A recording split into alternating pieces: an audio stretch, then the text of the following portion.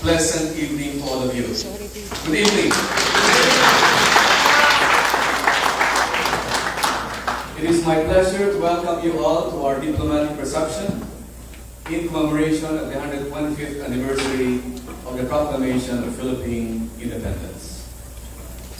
Earlier today, we held our Independence Day Parade and Independence Day Festival around historic Filipino town and this compound respectively. To all those who were able to join the festivities, thank you for your support. I guess it would be an understatement if I say that our parade and festival were successful, as in fact they were beyond successful. Yeah.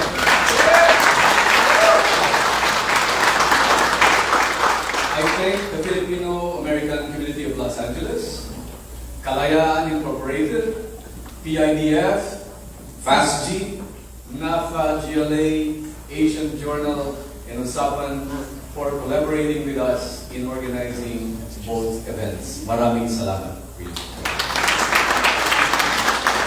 Ladies and gentlemen, mga kababayan, June 12, the actual day of Philippine Independence Day, is a historic day that reminds us of our ancestors who fought for our rights and freedoms. But June 12 is not just a day of remembrance. It is also a day to take stock of our achievements as a sovereign nation since gaining independence in 1898. It is also a day to renew our commitment to unite and work together as one nation as we prepare for the future. Domestically, in the political front, I am pleased to note that the Philippines, as the first republic in Asia, remains as one of the most stable democracies in that part of the world.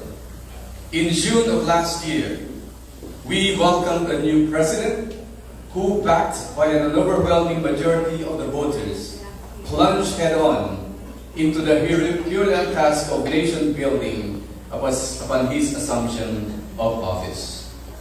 Through the new programs of the President Ferdinand Bongbong Marcos, buttressed by the work of the previous administrations, and with the support of the entire Filipino nation, including the overseas Filipino community, and that means you who are here tonight with us, the Filipino diaspora in the US. The Philippines today, ladies and gentlemen, mga kababayan, is considered as one of the fastest growing economies in Asia.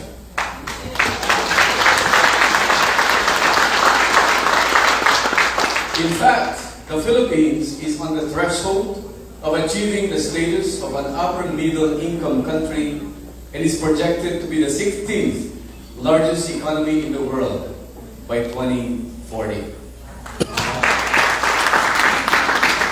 I hope I will still be around when that happens. The country's economic dynamism can be attributed to its strong domestic consumption, supported by a vibrant labor market, growing services industry, and robust remittances from the overseas Filipino diaspora, again, including those who are in the United States. In case you didn't know, foreign exchange remittances of the overseas Filipino diaspora, as of today, already runs into billions of dollars, $30 billion annually. And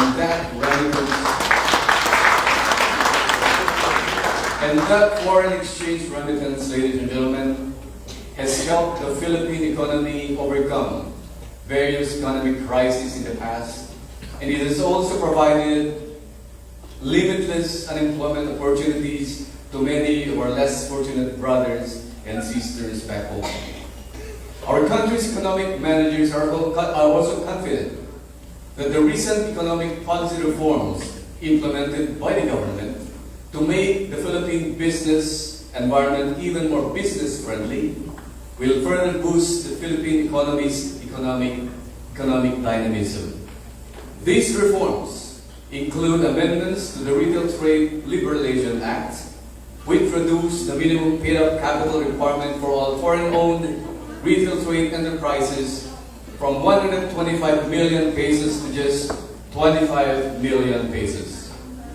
Revisions to the Foreign Investments Act, which lowered the foreign investment threshold to micro, small, and medium enterprises to just 5 million pesos in paid-in equity capital. And amendments to the Public Service Act, which paved the way to 100% foreign equity in certain sectors that used to be restricted to 40% foreign ownership. In other words, those of my fellow Filipinos here and those of you who have excess money in your pockets, you can now own telecommunications companies, airports, airlines, expressways, railways, and domestic shipping in the country. We welcome your money. We welcome your investment.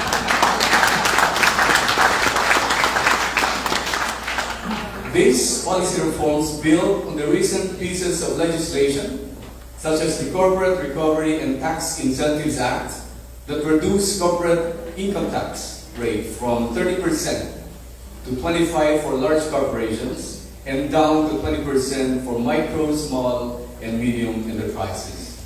It is our hope that these policy reforms and business-friendly legislation will attract more investors in the country.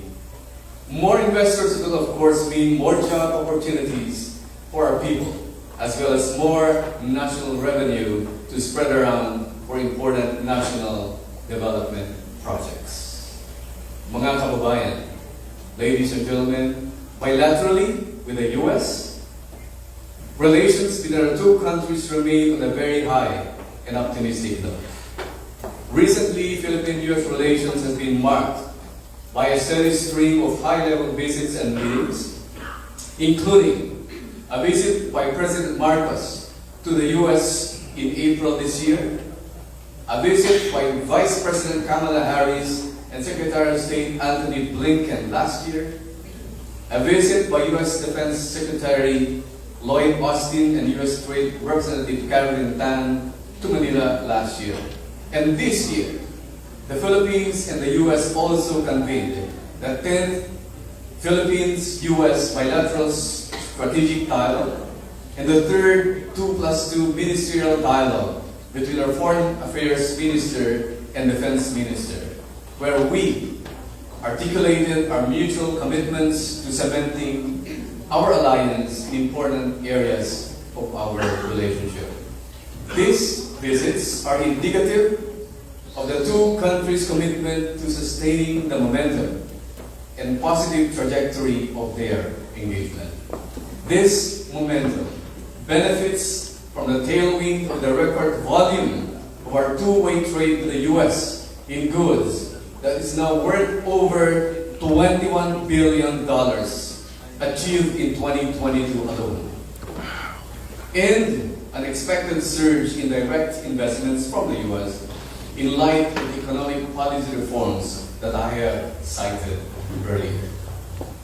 Ladies and gentlemen, mga kababayan, regionally as well as multilaterally with our Asian neighbors and the rest of the world, the Philippines remains a highly respected member of the Association of Southeast Asian Nations, other regional organizations, and of course, the United Nations. As a member of ASEAN, we remain committed to the central role of the organization in preserving a stable regional environment that promotes the socio-economic well-being of the combined population 600 million citizens of ASEAN. In our country's interactions with our fellow ASEAN countries and with the rest of the world, to address common multilateral, regional as well as bilateral concerns, including traditional as well as non-traditional security threats, the Philippines has distinguished itself as a strong proponent of a rules-based global order, multilateralism, and peaceful resolution of disputes. The country's principled stance on many issues affecting so many peoples of the world, affecting so many countries, has earned for it the respect and admiration of the international community of nations. Mga kababayan, fellow ASEAN Consuls General and fellow ASEAN Consuls General and consuls from the other countries that present here tonight. Clearly, our country, the Philippines, as a sovereign nation with 125 years to its belt, it cannot be denied that the Philippines has accomplished quite a lot.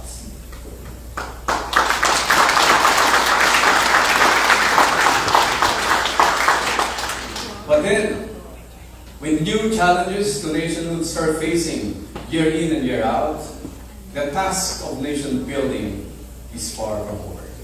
As I mentioned in my previous speeches, in so many events that I've attended since the beginning of this month, I've lost count already of how many independence celebrations I've attended. The task of nation building, mga kababayan, my fellow Filipinos, is a never-ending task. It's a never-ending process. It therefore behooves every freedom-loving Filipino, wherever you are, whether in the United States, in Europe, or Asia, for you and for everybody to be always vigilant of our hard-fought freedoms, to ensure that never again shall our freedoms be taken away from us, to make sure the rights and freedoms are never again diminished by anyone, whether foreign or domestic agents. Today, let us renew our commitment to unite and to continue working together into doing our fair share in nation building, confident in our ability as a people, as a nation, to chart an even better future for our country and people. Maraming salamat sa inyong lahat at mabuhay ang kabayan ng Pilipinas. Thank you!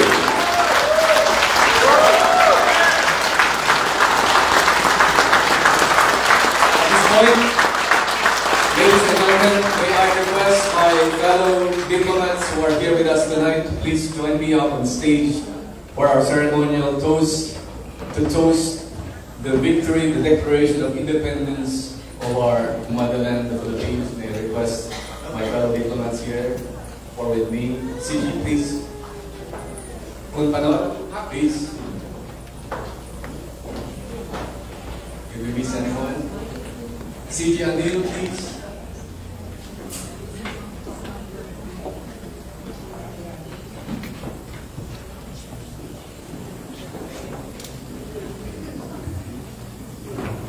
To the 125th anniversary of the proclamation of Philippine independence. Mabuhay! Mabuhay! Thank you. Thank you very much. Cheers. Thank you.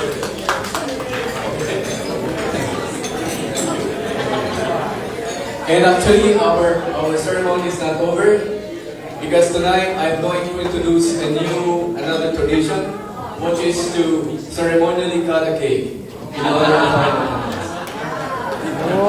So please stay on stage, my fellow CG and of course Denise, please. Please stay on stage and join me. May I also request the members of the organizing committee to join us. Let's ask squeezing on this stage. I think we'll all fit in. I know that you've been producing for the last couple of weeks to prepare for this occasion. Okay, so please step forward.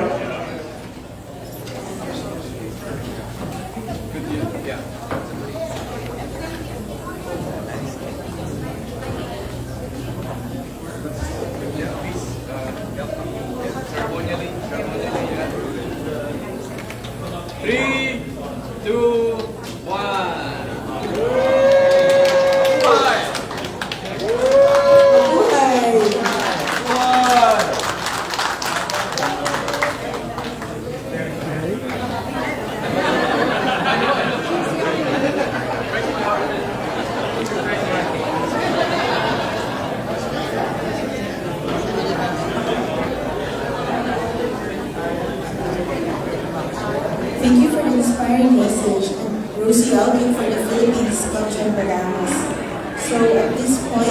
Great speech, ConGen. Great speech. I got it on video. Yeah, great speech. Thank you so much. Salamat. 125 Festival to please be ready as we will be awarding the plaque of appreciation. May I request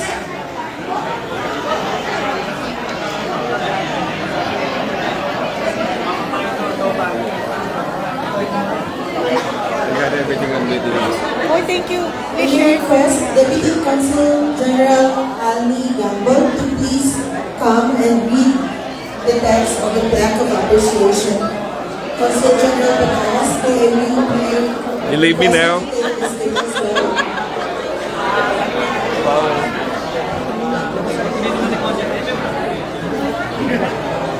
The mayors, the council members, Mayor of Lakewood, council member, Hi, Dandy. Council member. council member ka na? City Wine Gardens. Can I have your attention? City Wine Gardens. And I count. Wine Garden, Dandy, that's you? Can I have your attention? Nice to meet you, Mandy.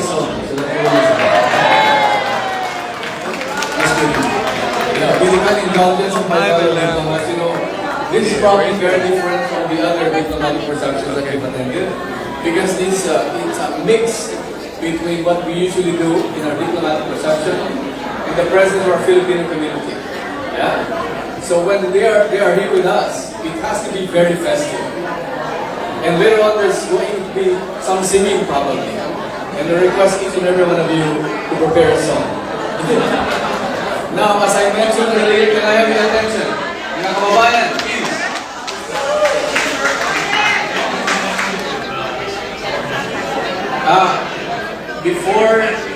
Before we do this, I'm gonna go can we to... just acknowledge the presence of some other very important guests who are with us tonight?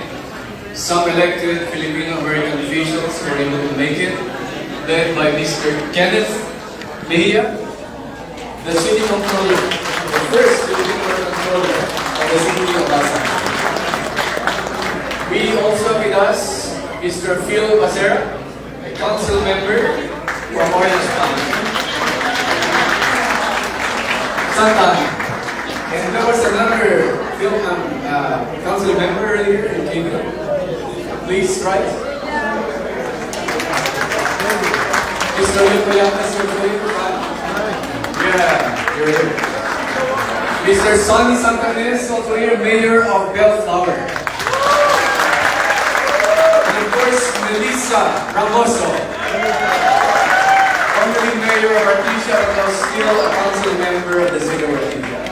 We also have here Commissioner of the Los Angeles Department of Water and Public Works, but she's here in her capacity as the representative of Mayor Caracas, Ms. Susana de los Reyes.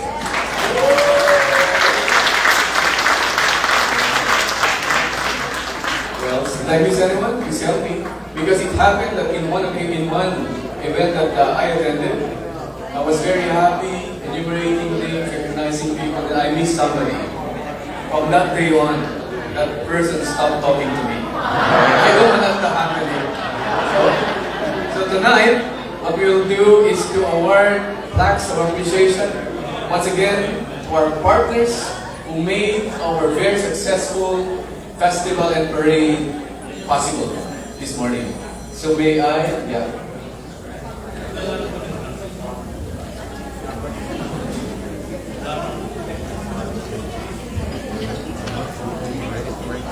Alright, the Philippine Consulate General in Los Angeles awards this plaque of appreciation first to the Filipino-American community of Los Angeles in recognition of their invaluable contribution as a member of the organizing committee of the Philippine Independence Day Parade and Festival, celebrating the 125th anniversary of Philippine independence and nationhood, held on the 25th of June 2023 at the FAPCCA compound in historic Filipino town, Los Angeles, California, given this 25th day of June 2023 in Los Angeles, California, USA, signed by the Honorable Consul General of the Philippines, Edgar P. Badajos. Next, We'd like to call on the representative from the Filipino American Service Group Incorporated to receive a similar plaque. Ms. Cora Soriano, representing FAPCCA.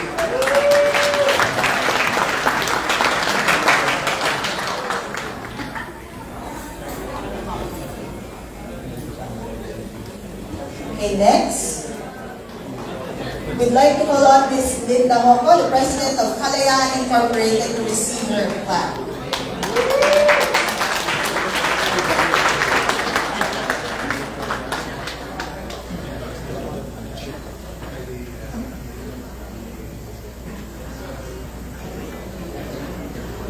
Okay, next. Representing the Philippine Independence Day Foundation from Carson City, Mr. Fred Docloso.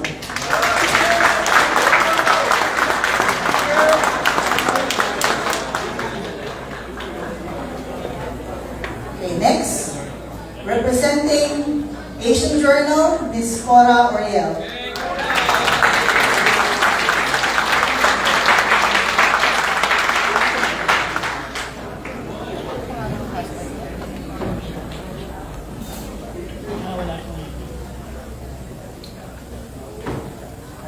Next, we have the National Diversity Coalition, represented by Mr. Dennis Santiago.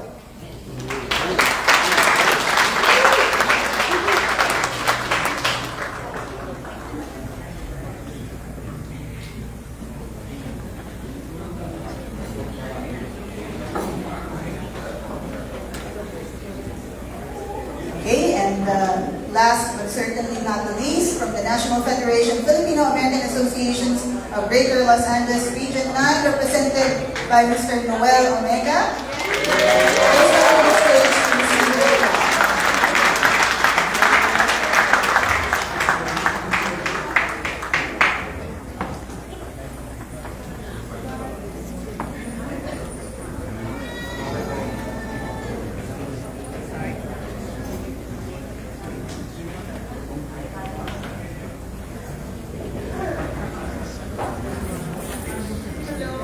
Thank you, everyone. ConGen, please stay with me a little while because at this point, ladies and gentlemen, mga kababayan, the Philippine Consul General would like to present a special commendation to someone whose accomplishments as a business owner and entrepreneur have earned the admiration of many, both here in Los Angeles and outside the Filipino-American business community, and whose philanthropic deeds have transformed the lives of many for the better.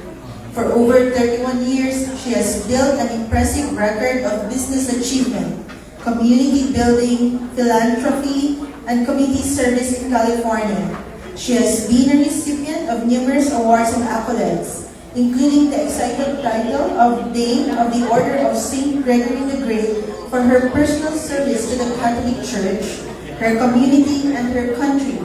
And most recently, the 2023 Gourmand Award for Best Health and Nutrition Book in the World for her book, Anti-Aging Dishes from Around the World.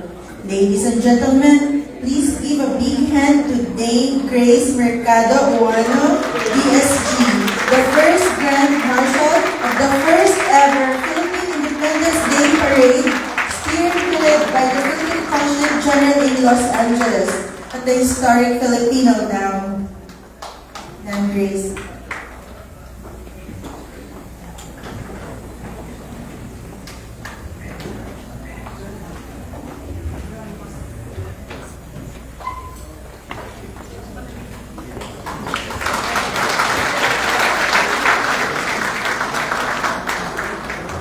And also the first medal to be awarded to the Grand Marshal. Thank you for your service, Dame Grace. Ladies and gentlemen, Dame Grace Mercado Uano, DSG.